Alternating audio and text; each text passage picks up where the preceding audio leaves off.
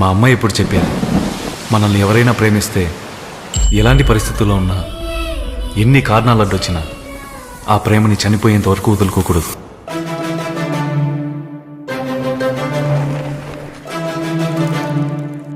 ఇంకెన్ని రోజులు రా ఈ దాగుడు మూతలు?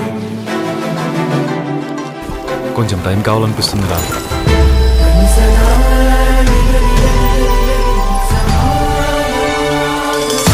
నేను అల్లరి చేస్తే భరించాలి, తప్పు చేస్తే మందలించాలి, మారం చేస్తే బొజ్జగించాలి.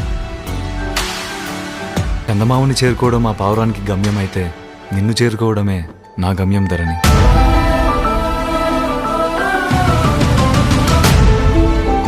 నాకు నేచర్ ఫిలాసఫీ అంటే ఇష్టం. ఎందుకంటే ముందు పరీక్ష పెడుతుంది, తర్వాత బాధ పెడుతుంది. ఆ తర్వాత మనం జాగ్రత్తగా చూసుకుంటామని అనిపించిన తర్వాతే నేచరే మనకు సపోర్ట్ చేస్తుంది.